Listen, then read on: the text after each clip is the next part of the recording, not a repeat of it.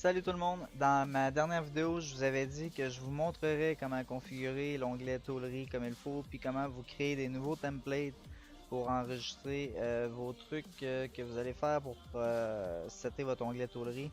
Parce que si vous faites seulement que venir ici et vous ouvrez par exemple ça, puis vous venez faire des changements là-dedans, ben ça va tout se perdre dans le fond une fois que vous allez recommencer un nouveau projet parce que c'est pas un gabarit. Pour que vos changements restent, vous devez absolument aller faire les changements dans le gabarit ou tout simplement créer un nouveau gabarit pour qu'il y ait un nouveau gabarit qui s'affiche ici. Si vous faites pas ça, ben, vous allez travailler pour absolument rien parce que dès que vous allez rouvrir ça, tous vos changements que vous allez avoir faits ne seront pas enregistrés. Donc, comment on fait pour se créer un nouveau gabarit? La première des choses, il faut trouver où est-ce que ils ont été installés sur votre ordinateur lorsque vous avez installé le logiciel. Pour ce faire, on a juste à aller dans nos options et on va aller dans Fichier puis Gabarit par défaut. Il nous indique ici l'emplacement où est-ce que les gabarits sont. On va aller les rechercher ensemble. Donc, on va venir on va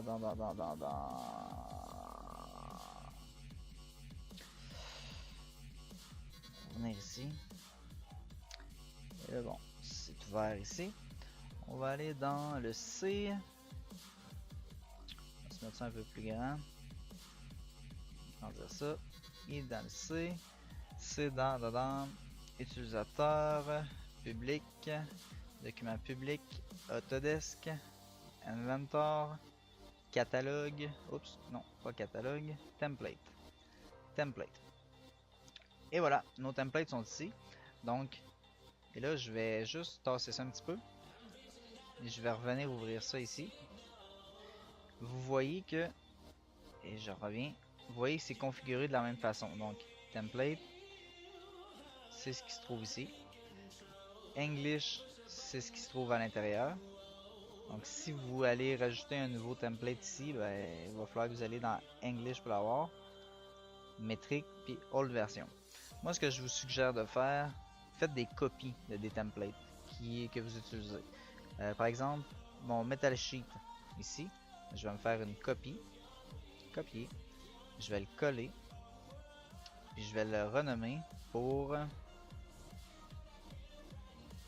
Et là, je viens de faire de quoi de pas génial parce que je viens de recopier tous mes paramètres. Fait que je pourrais pas vous montrer comment les créer parce qu'ils sont déjà créés ici. Fait qu'on va supprimer ça. On va aller dans ici. On va faire une copie de lui. On va faire copier, coller.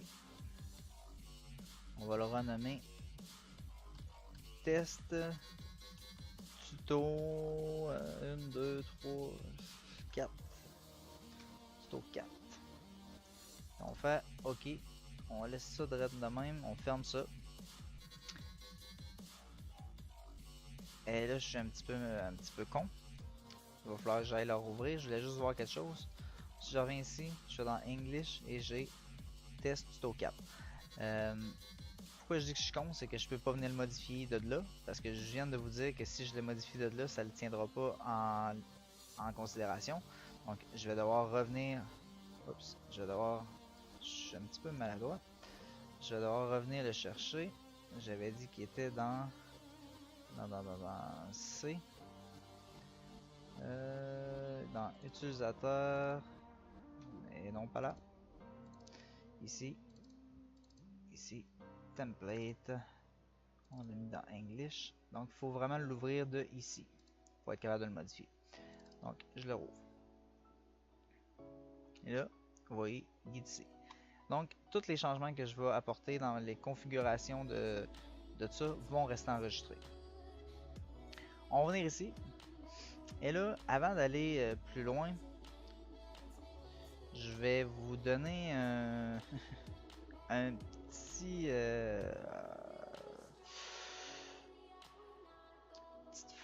petit genre de formation si on veut par rapport au pliage.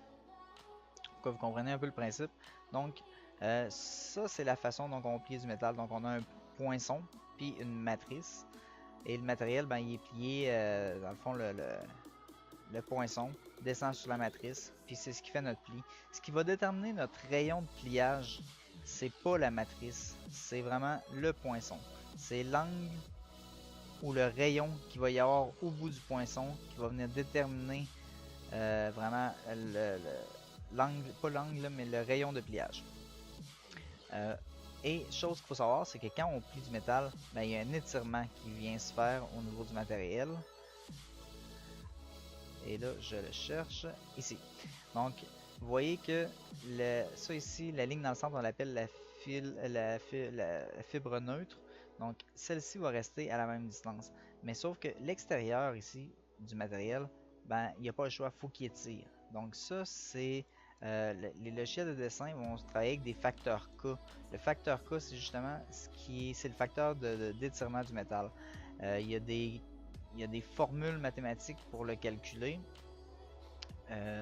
Mais encore là, c'est la formule mathématique, elle va toujours être en fonction de l'épaisseur du matériel, en fonction de l'épaisseur du matériel, de l'angle de pliage. Donc si on plie à 15 degrés versus si on plie à 90 degrés, on n'aura pas le même facteur d'étirement de métal.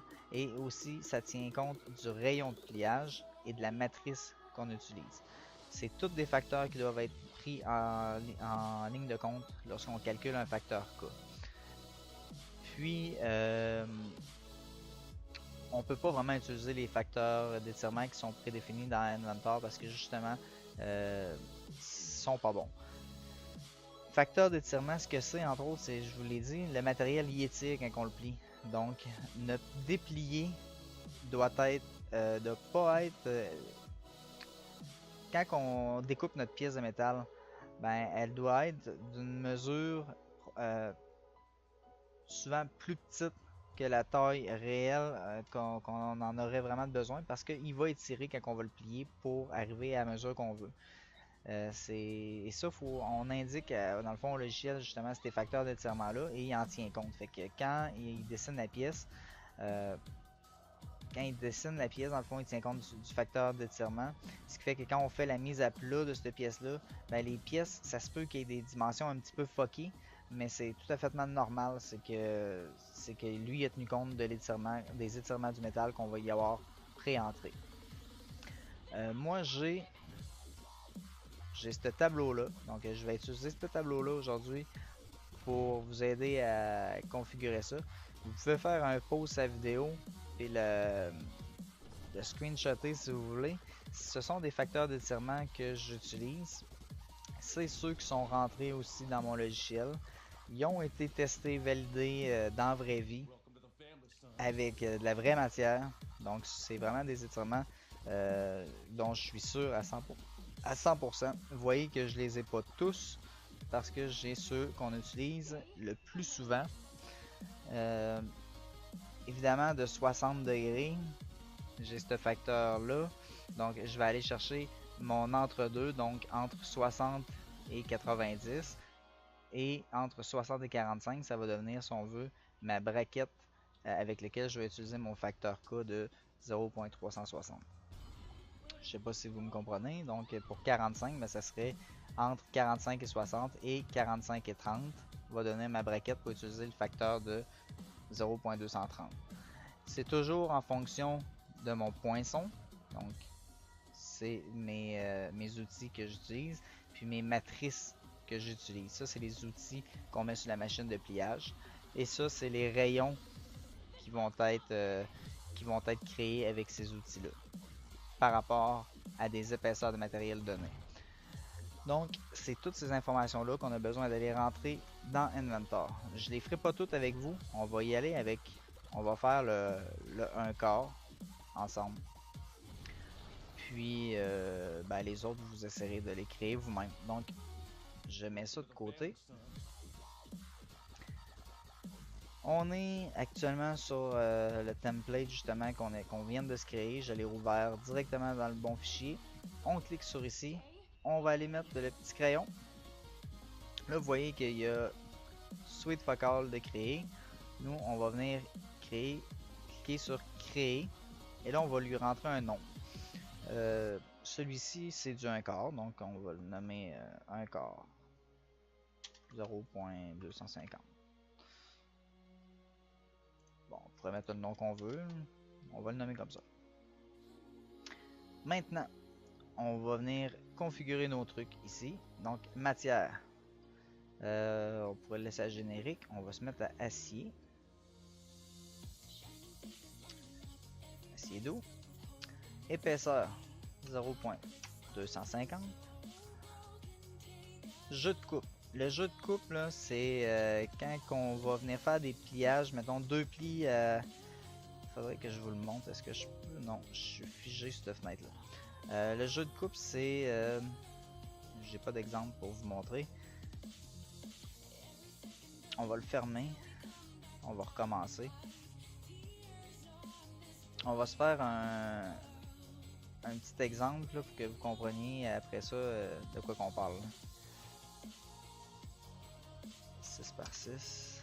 Terminé. On va se laisser ça de même, on s'en fout.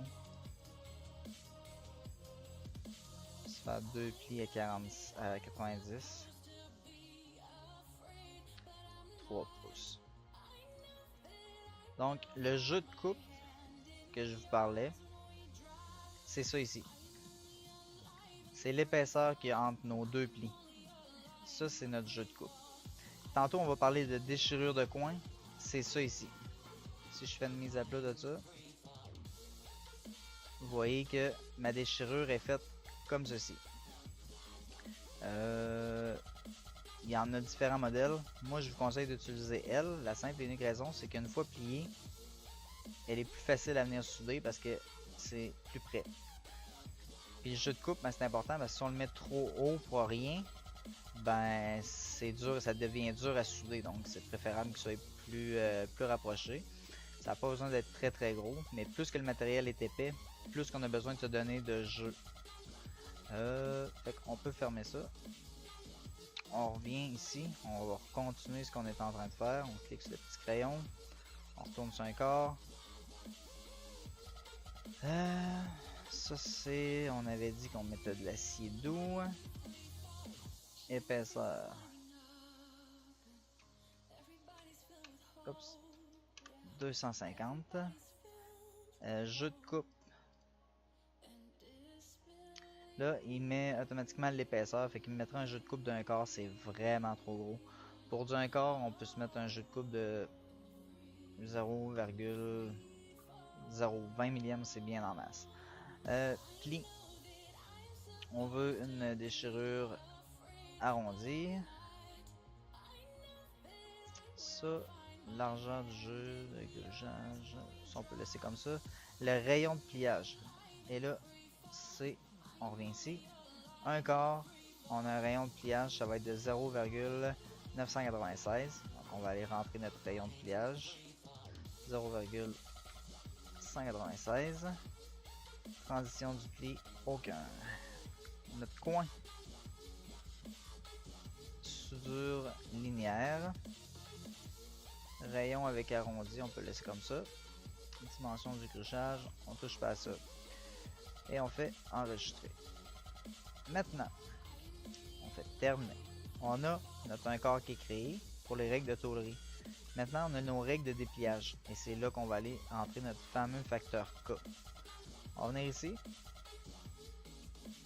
On va faire créer un nouveau. On va l'appeler 1 quart. Et là, on est ici. On va aller dans équation personnalisée. Ici, on va choisir facteur K.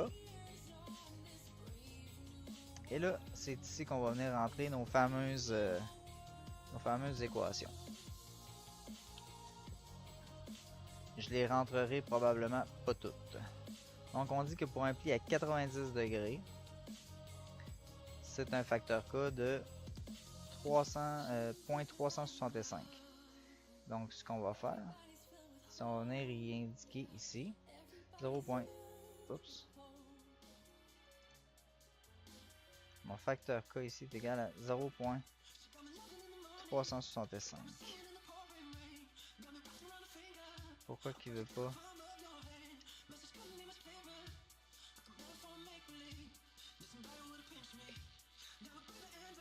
Virgule 365. MD attendu mais non trouvé.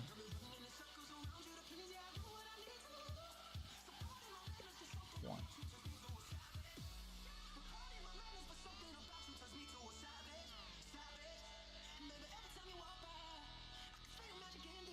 Je mets un facteur K. Pourquoi je peux pas le changer?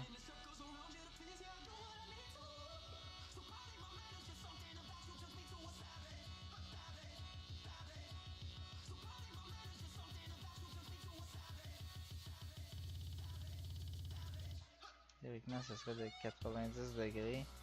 De 90, mais pourquoi je peux pas changer mon facteur K? Le K est égal à 0.365.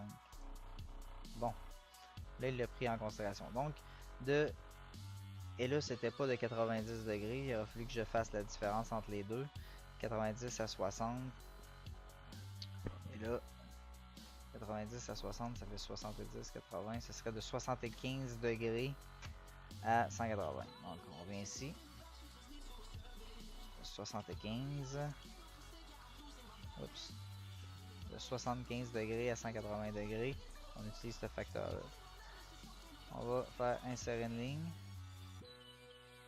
On va venir mettre le deuxième qui est de 0,360. Donc, on va le rentrer. 360. Et là, il part de entre 45 et 60. Ça me donne... je vais le calculer, ça me donne un affaire fucky, j'imagine. 60.45. Ça donne 15.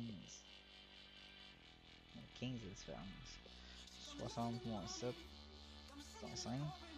Et que ça serait de 52.5 à 75. De 52.5 à 75 degrés. Puis là, on en rajoute un autre. Ça va être de 0.23. Et là, on va le calculer. 45 moins 7.5. 37.5. Donc, de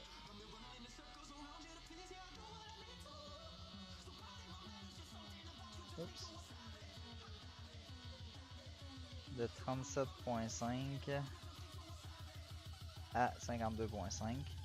Et là, le facteur était de 230.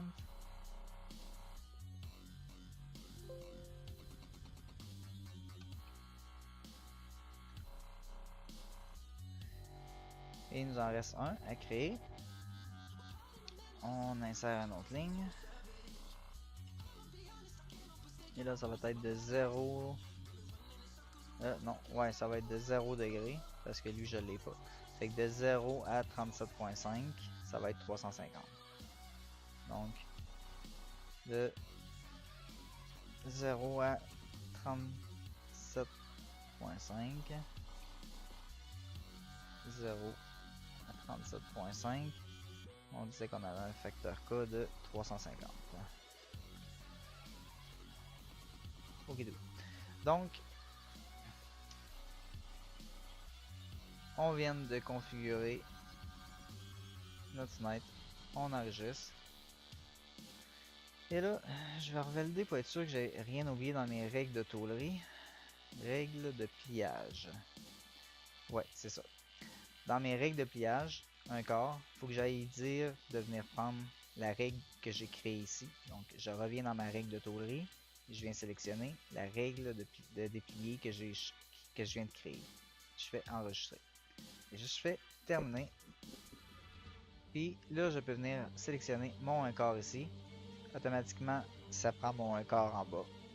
Et là, je peux faire appliquer. Et là, si je viens dessiner une pièce, vous allez voir 6 par 6. ça m'a encore... J'ai encore foiré la patente. Oups. 6.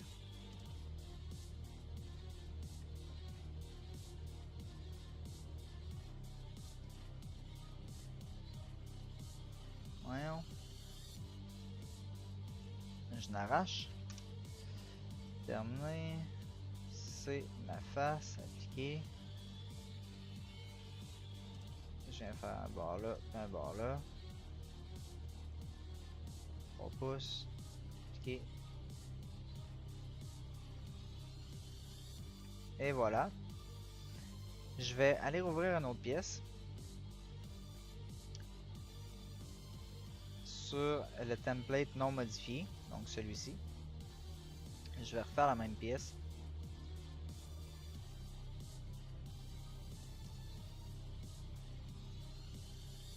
Je vais aller me sélectionner du 1/4. Je peux pas prendre un quart parce qu'il n'est pas créé, mais je vais me mettre du 1/4.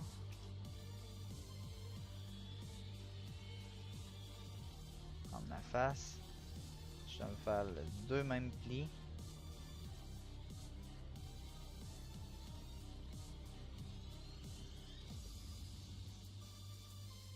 Et là, vous voyez que